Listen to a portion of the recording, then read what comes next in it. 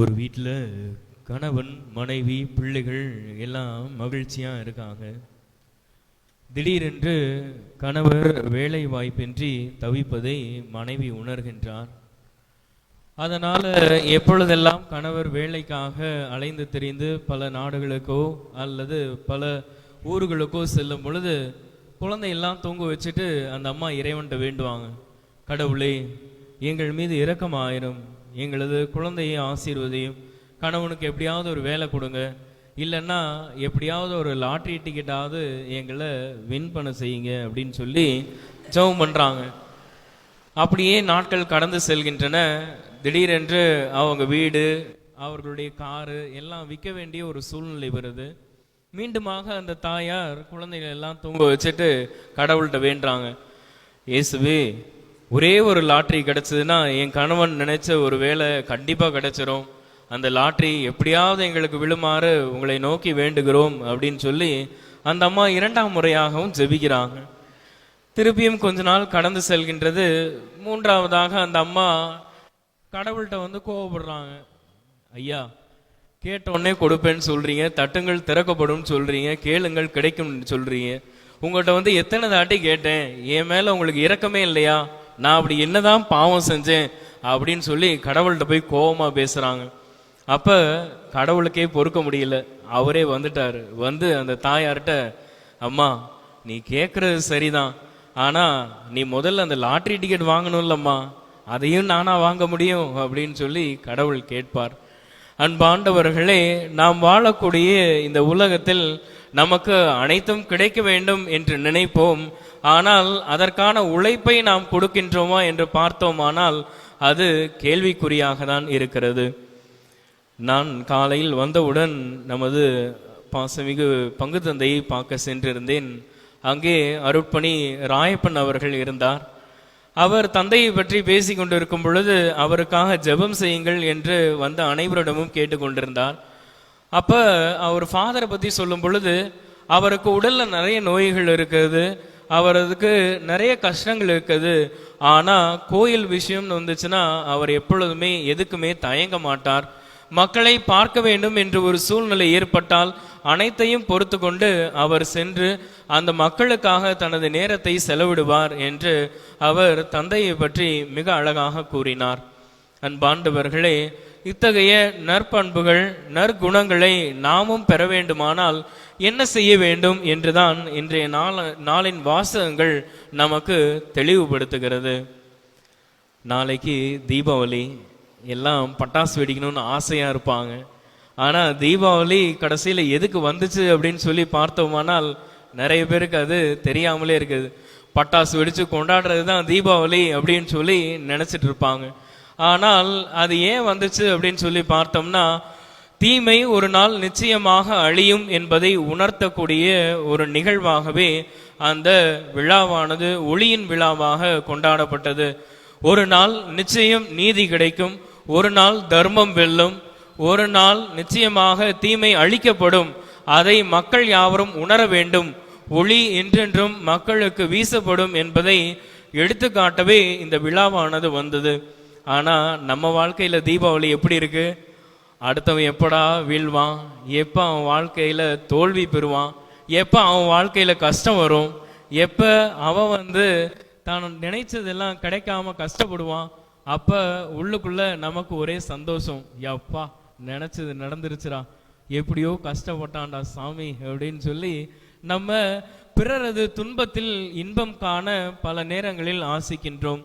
அதற்கு மிகவும் நமது மனதில் ஆழமாய் விதைத்திருப்பது இறை வார்த்தையா? இல்லை. பகைமை, வெறுப்பு, காழ்ப்புணர்ச்சி, பொறாமை ஆகிய தீமைகளை, இந்த தீமைகளை நம்ம வெடிச்சோம்னாதான் உண்மையான தீபாவளி பிறக்கும். அந்த ஒளியானது நமது வாழ்க்கையில் கிடைக்கும். இந்த ஒளியை நாம் எவ்வாறு பெறுவது என்று பார்த்தோமானால் இரண்டாம் வாசகத்தில் மிக அழகாக பவுல் அடிகளார் கூறுகிறார். இறை வார்த்தையை நாம் வாய்ப்பு கிடைக்கும் போதும் வாய்ப்பு கிடைக்காவிட்டாலும் அறிவிக்க வேண்டும் என்று அவர் கூறுகிறார். அதை அறிவிக்கும் போது சில நேரங்கள்ல ஆறுதலாகவும் சொல்லணும், சில நேரங்கள்ல கடிந்தும் கொள்ள வேண்டும் அப்படின்னு சொல்றாரு. ஆகவே நமது வாழ்க்கையில் இறை வார்த்தையை அறிவிக்க வேண்டும் என்றால் நமது வாழ்க்கையில் முதலில் இறை வார்த்தைனா என்ன, அதுல என்ன சொல்லப்பட்டிருக்கு அப்படின்னு சொல்லி நமக்கு தெரிஞ்சாதான் நம்மளால இறை வார்த்தையை பிறருக்கு அறிவிக்க முடியும், அதை நமது வாழ்வாக்க முடியும். சண்டே கிளாஸ் எல்லாம் எல்லா பங்குலையும் நடக்குது, ஆனா அதுல எத்தனை பேர் கலந்து கொள்றாங்க அப்படின்னு சொல்லி பார்த்தோமானால் அது மிகப்பெரிய கேள்விக்குறியாக இருக்கிறது. குழந்தைகளை விட பெற்றோர்கள் தான் மிக ஆர்வமாக இருக்கிறார்கள், குழந்தைகளை எப்படியாவது கூட்டிட்டு போயிடணும் அப்படின்னு சொல்லிட்டு. ஏன்னா சண்டே ஒரு நாள் தான் லீவு, அதுலேயும் மறைக்கல்வியா, கிடைச்ச கல்வி எல்லாம் பத்தாதா அப்படின்னு சொல்லி அந்த குழந்தைகளை சில நேரங்கள் பெற்றோர்களே இல்லத்திற்கு கூட்டி செல்வதை பார்க்கின்றோம். அன்பாண்டவர்களே, இப்பொழுது நாம் அவர்களது உள்ளத்தில் இறை வார்த்தையை விதைத்தோமானால்தான் அவர்களது வாழ்க்கையில் அது வேரூன்றி அது செடியாகி மரமாகி பிற்காலத்தில் அது கனி தர இயலும். ஆகவே நாம் இப்பொழுது அவர்களுக்கு வலிக்கிறது என்று நாம் இல்லத்திற்கு கூட்டி சென்றோமானால் அவர்களது வாழ்க்கையும் இருண்டதாக இருக்கும்.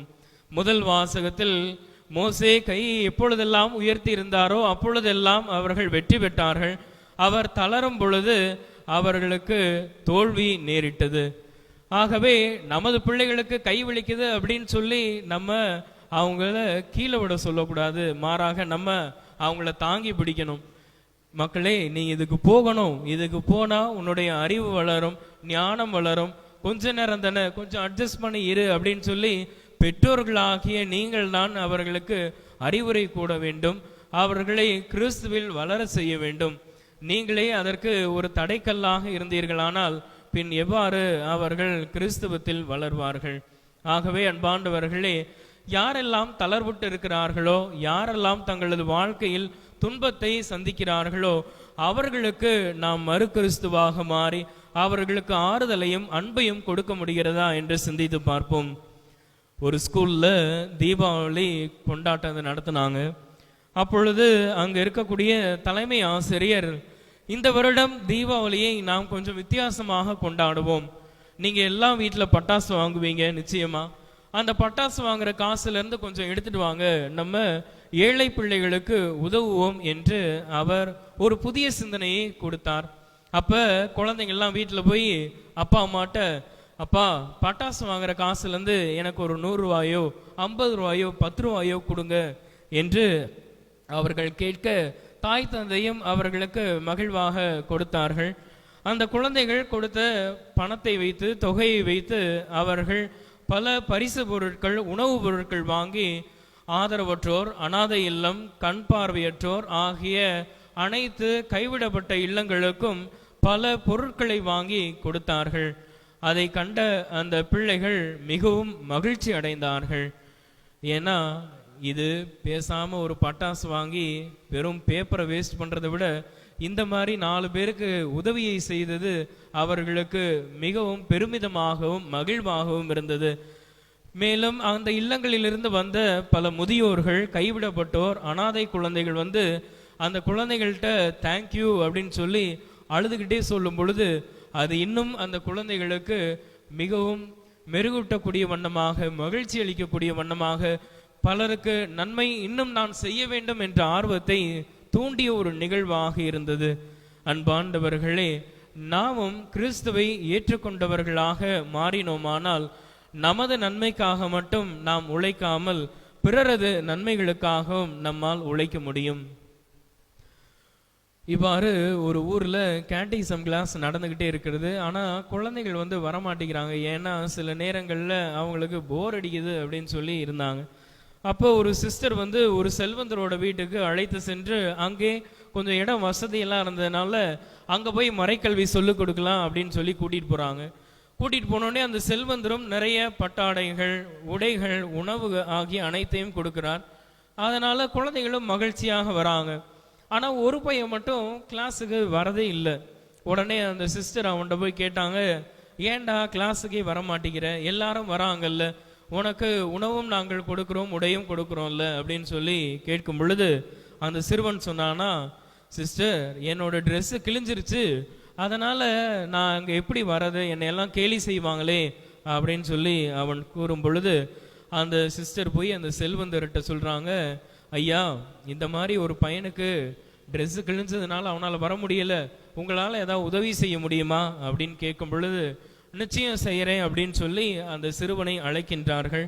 அவனுக்கு தேவையான அனைத்தையும் கொடுக்கின்றார்கள். அடுத்த வாரமாவது அவன் வருவானான்னு பார்த்தா அடுத்த வாரமும் அவன் வரல.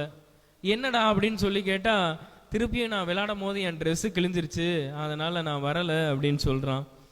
மீண்டுமாக அந்த சிஸ்டர் போய் கேட்கலாம் அப்படின்னு நினைக்கிறாங்க. சரி, எதுக்கு நமக்கு வம்பு, செல்வந்தர்கிட்ட ஏன் போய் நம்ம வீணா தொந்தரவு செய்யணும், வேண்டாம் அப்படின்னு சொல்லி இருக்கும் பொழுது அந்த செல்வந்தரே பார்க்குறாரு. ஒருவேளை அந்த பையன் வந்துட்டானா, நம்ம கொடுத்த ட்ரெஸ்ஸை போட்டு வந்திருக்கானா அப்படின்னு சொல்லி பார்க்கும் பொழுது அந்த சிறுவன் 2ஆம் வாரமும் வரவில்லை.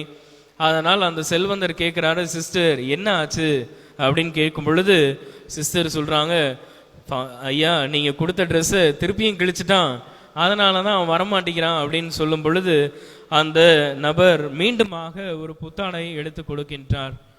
அதை தொடர்ந்து அந்த சிறுவன் அதிலிருந்து அனைத்து மறைக்கல்வி வகுப்புகளுக்கும் வருகிறான். தன்னையே இறைவார்த்தையில் முழுமையாக தேர்ச்சி பெற செய்கின்றான்.